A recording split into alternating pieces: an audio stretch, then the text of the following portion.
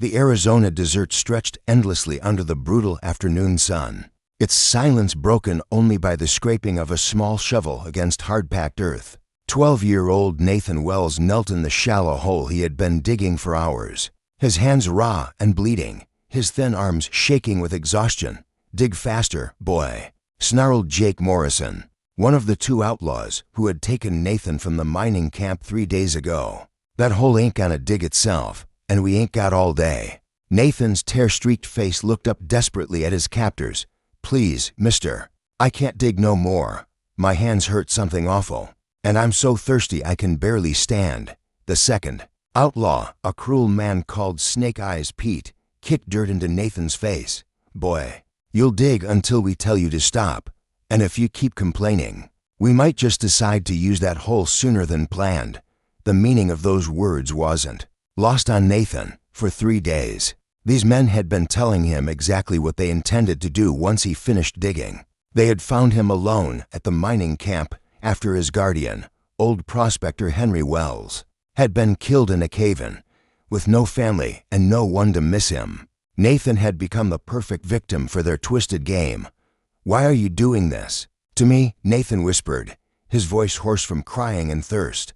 "I ain't done nothing wrong. I never hurt nobody." Jake Morrison laughed coldly. "Boy, you seen our faces when we robbed that bank in Copper Creek. Can't have you running to the law, telling them what you know. This way, our secret stays buried with you." Nathan's stomach lurched with terror. He had indeed witnessed these men counting stolen money around their campfire, had heard them bragging about the bank job and the sheriff they had killed during their escape. They had caught him listening and decided his fate in that moment. "Please," Nathan begged, the small shovel slipping from his bleeding hands. "I won't tell nobody nothing. I swear on my mama's grave. Just let me go, and I'll disappear. You'll never see me again." Snake Eyes Pete drew his pistol and pointed it at Nathan's head. "The only disappearing you'll be doing is 6 feet under, boy. Now pick up that shovel and keep digging, or I'll put a bullet in you right now and finish the job myself." Nathan's whole body trembled as he picked up the shovel again. The hole was now almost 3 feet deep and roughly the length of his small body. Every scrape of the shovel brought him closer to his own death, but he had no choice but to continue. "That's it, boy," Jake Morrison said with sick satisfaction. "Nice and neat. We want this to look proper when we're done with you."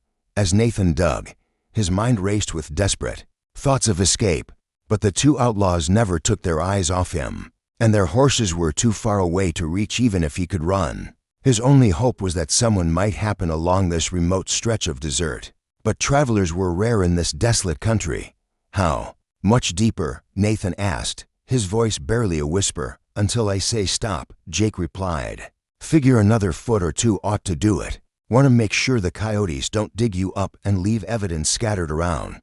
Nathan's heart sank further. With each shovelful of dirt, the sun was beginning to sink toward the western horizon, painting the desert in shades of orange and red that would have been beautiful under different circumstances. Instead, Nathan feared he was watching his last sunset.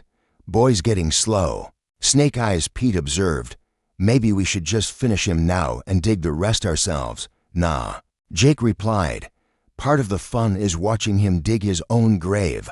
Builds character." Both men laughed at this cruel joke. Nathan wanted to collapse, wanted to give up and let them shoot him, but something deep inside refused to surrender. Maybe it was the memory of Henry Wells, who had always told him that Wells' men never quit fighting, no matter how bad things looked. Maybe it was just the desperate hope that somehow, someway, he might still find a way out of this nightmare. As he continued digging, Nathan heard something that made his heart leap with desperate hope. The distant sound of hoof beats, growing steadily closer. Someone was coming across the desert, riding hard. Jake and Snake Eyes heard it too. They both turned toward the sound, their hands moving instinctively to their weapons. "Probably just a drifter," Jake muttered. "We'll wait and see what he wants. If he causes trouble, we'll add him to the hole." "What if it's the law?" Snake Eyes asked nervously. "Then we'll kill him too. One more body won't make no difference." Nathan's heart pounded as the hoof beats grew louder. Through the heat shimmer of the desert, he could make out a lone rider approaching at a full gallop, his horse kicking up a cloud of dust behind them. The rider was still too far away to make out clearly, but Nathan could see he was a big man, sitting tall in the saddle. "Keep digging, boy," Jake ordered, but his attention was focused on the approaching stranger. "Not a word about what's happening here, or you'll die real slow instead of quick." Nathan nodded, but inside his heart was singing with hope. Maybe, just maybe, this stranger would be his salvation. Maybe someone with a conscience was finally coming to help him. The rider was close enough now that Nathan could see he was a tall man in his 40s. Wearing a dark hat and riding a powerful black horse, there was something about the way he sat. His saddle, something about the confidence in his bearing, that suggested this was not a man to trifle with. "Ho there," the stranger called out as he slowed his horse to a walk. "Still 100 yards away. Everything all right out here, Jake?" Morrison forced a smile and waved casually. "Just fine, friend, just doing a little digging." But the stranger's sharp eyes had already taken in the scene, the terrified boy in the hole, the two armed men standing over him, the obvious signs of coercion and fear. Nathan could see the rider's expression harden as he processed what he was witnessing. "Digging for what?"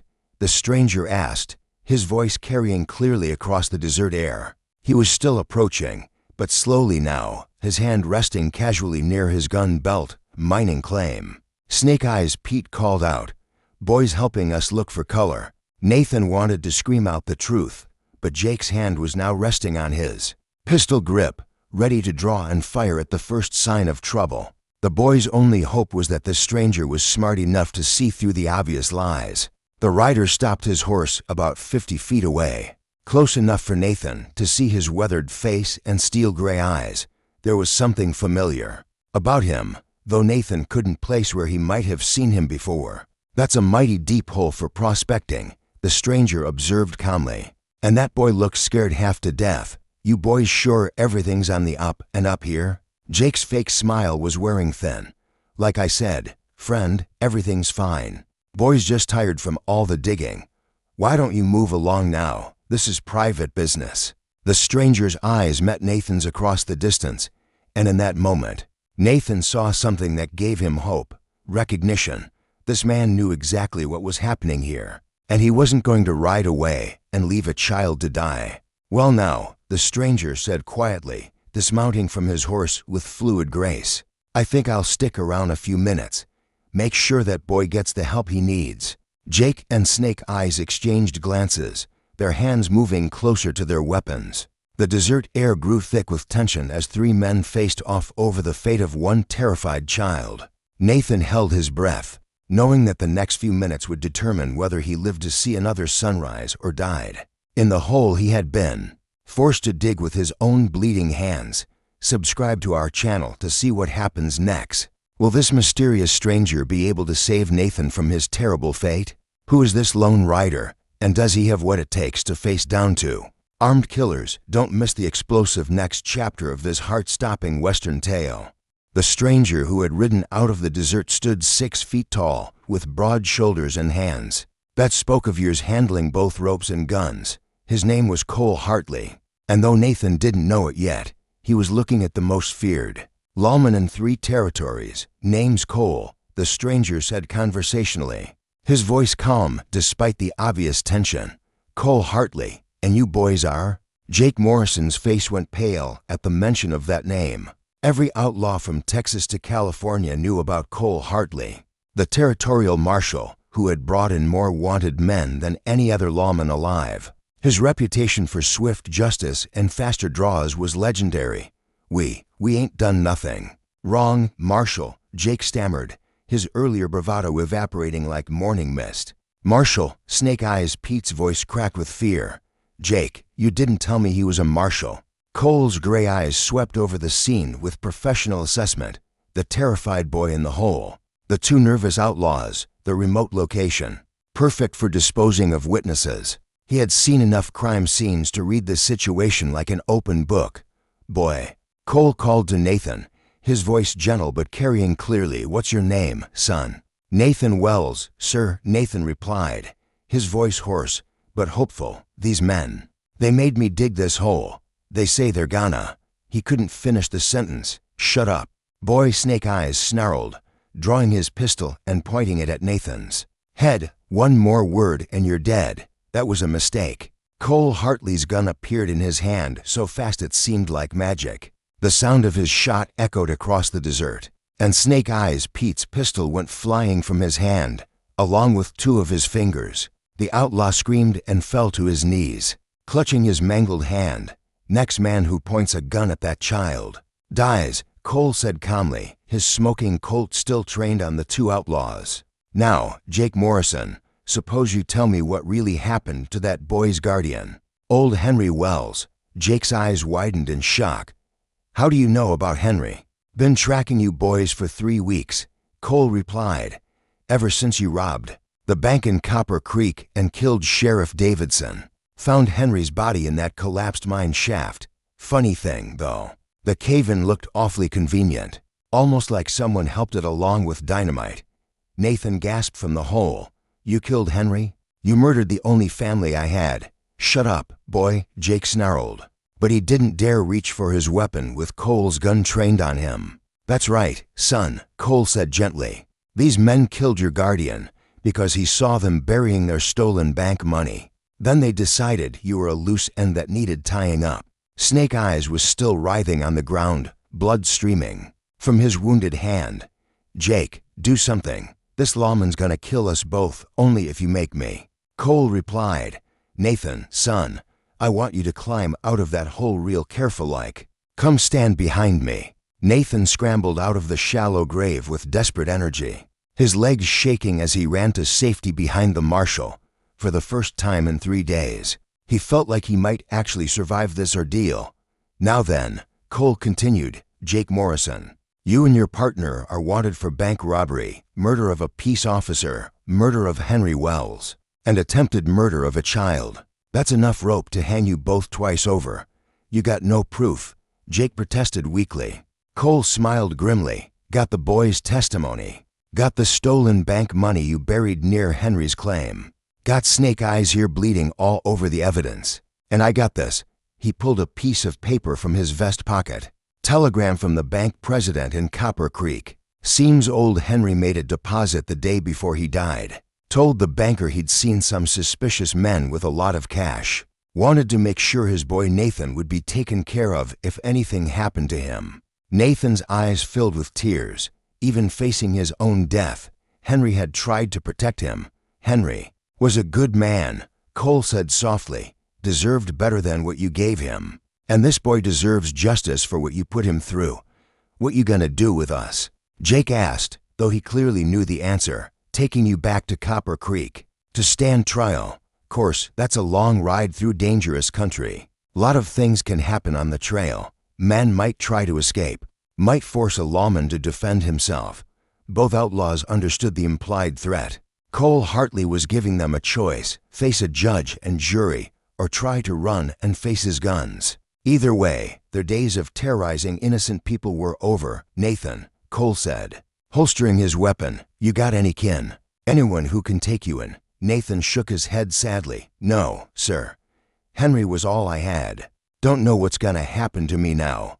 Cole studied the boy thoughtfully. Nathan was clearly intelligent and brave, had survived 3 days of terror without breaking completely. More importantly, he had been willing to keep fighting even when forced to dig his own grave. Well, son, I might have a solution for that problem. I got a ranch about 2 days' ride north of here. Good land, good water. Plenty of room for a boy who's willing to work hard and learn the business. You interested? Nathan's eyes went wide with disbelief. You mean it, sir? You'd really take me in? Been thinking about taking on a partner anyway, Cole replied with a slight smile. Ranch work's too much for one man, and I'm not getting any younger. Course, you'd have to pull your weight, learn to ride proper, help with the cattle, maybe even learn some tracking and shooting if you've got the stomach for it. I'd work real hard. Marshal Hartley, harder than anybody. I promise. I believe you would, son. Takes a special kind of courage to keep fighting when you're digging your own grave. That's the kind of spirit I can use on my ranch. As Cole secured the two outlaws for the journey back to Copper Creek, Nathan felt something he hadn't experienced since Henry's death. Hope for the future. This man who had appeared like an avenging angel in his darkest hour was offering him not just rescue, but a new life. Marshal, Nathan said quietly as they prepared to leave. How did you know to find me here? Cole looked out across the desert, remembering the desperate telegram he'd received from the bank president, the frantic search for clues, the long days of tracking that had led him to this remote spot. Sometimes, son, justice has a way of showing up exactly when it's needed most. And sometimes, a man gets the chance to save a life instead of just taking one. Today was one of those days. As they rode away from the shallow hole that would have been Nathan's grave, the boy looked back one last time at the place where his life had nearly ended. Instead, it was the place where his new life had begun. Subscribe to our channel to see the powerful conclusion. How will Nathan adapt to life on Cole's ranch? Will the marshal be able to help this traumatized boy heal from his terrible ordeal? Don't miss the final chapter that shows how justice and mercy can transform both a lawman's life and an orphan's future. 2 years had passed since that terrible day in the desert when Nathan Wells had been forced to dig what would have been his own grave. Now 14, he had grown tall and strong under the guidance of Marshal Cole Hartley, transforming from a terrified orphan into a confident young man who could ride, rope, and shoot with skills that amazed everyone who knew his story. The Hartley Ranch had become Nathan's sanctuary, a place where the nightmares gradually faded and new dreams took their place. Cole had been true to his word, teaching Nathan everything about ranch work, but more importantly, showing him what it meant to be a man of honor and principle. On this particular morning, Nathan was breaking in a young Mustang when he spotted riders approaching from the south. Cole emerged from the barn at the same time, his experienced eyes immediately assessing the approaching group. Trouble? Nathan asked, sliding down from the fence where he'd been watching the horse. Maybe. Cole replied, his hand resting casually near his gun belt. That's Sheriff Morrison from Willow Creek, and it looks like he's got some folks with him who aren't happy about something. As the riders drew closer, Nathan recognized the sheriff, but the other two men were strangers. One was well-dressed, in a city suit. The other looked like a drifter with mean eyes and a nervous manner. Marshal Hartley, Sheriff Morrison called out as they approached the ranch house. Got some business to discuss with you and the boy. Cole's expression remained neutral, but Nathan could sense the tension in his adoptive father's stance. What kind of business, Sheriff? The man in the suit stepped forward. My name is Randolph Blake, attorney for the Morrison family. I represent the interests of Jake Morrison's surviving relatives. Nathan felt his stomach clench with old fear. Jake Morrison and Snake Eyes Pete had both been hanged for their crimes 2 years ago. Their trial swift and their punishment final. Nathan had thought that chapter of his life was closed forever. Jake Morrison's dead. Cole said flatly, what could his family possibly want with us? Blake smiled coldly. Mr. Morrison had a brother, Earl Morrison, who has recently come forward with some disturbing information about the circumstances of Jake's death. The drifter-looking man stepped forward. That's right. I'm Earl Morrison, and I got reason to believe my brother was murdered by this here marshal and that boy. Nathan moved closer to Cole, old fears rising in his chest. Cole placed a protective hand on the boy's shoulder. Murdered? Cole's voice was dangerously quiet. Your brother was tried and hanged for bank robbery, murder, and attempted murder of a child. Justice was served according to law. That's not how Earl tells it, Sheriff Morrison said uncomfortably. Nathan could tell the sheriff didn't like this situation, but was being pressured by the lawyer. Earl Morrison's eyes fixed on Nathan with hatred.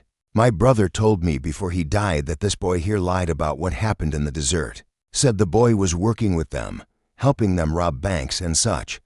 Then when things went bad, the boy turned on them to save his own skin. Nathan felt the blood drain from his face. That's not true. They kidnapped me. They made me dig my own grave. So you say. Blake replied smoothly. But we have Earl Morrison's sworn testimony that his brother confessed to a different version of events, a version where you were an accomplice who betrayed his partners when caught. Cole stepped forward, his voice like steel. That's the biggest load of nonsense I've ever heard. I was there. I saw what those animals were doing to this boy. Your word against a dead man's confession, Blake said with a shrug.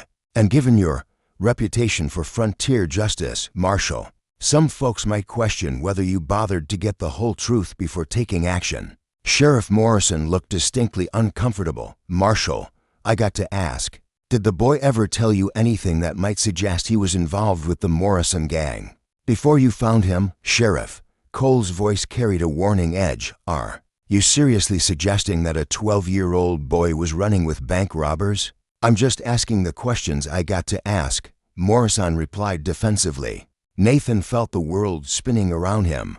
After 2 years of peace and security, the nightmare was coming back to haunt him. Worse, people were actually considering the possibility that he had been a criminal instead of a victim.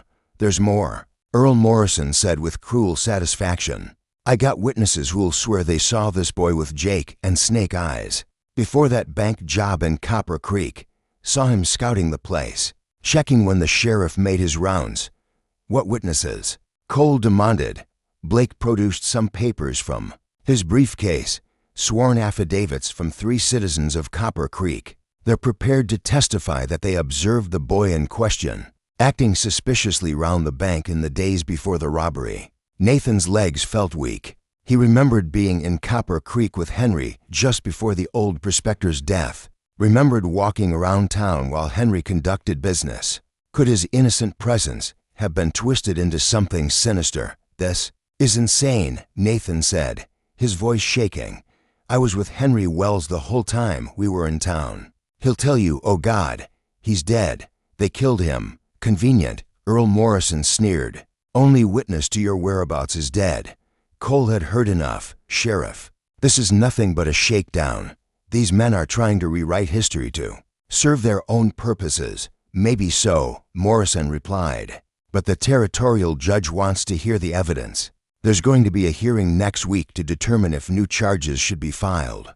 Nathan felt his world crashing down around him, just when he'd found peace and happiness, just when he'd begun to heal from the trauma of his ordeal. It was all being torn away by lies and false accusations. Cole, Nathan whispered, what if they don't believe me? What if they think I really was involved? Cole's arm went around Nathan's shoulders, strong and protective. Son, the truth has a way of coming out, and I'll be damned if I let these vultures destroy your life with their lies.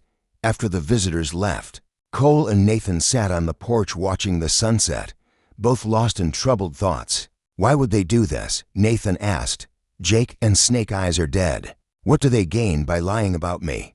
Cole was quiet for a long moment before answering. Money. Most likely, if they can paint you as a criminal instead of a victim, they might be able to claim some kind of compensation. Or maybe Earl Morrison just wants revenge against the people who brought his brother to justice. What are we going to do? We're going to fight, Cole said firmly.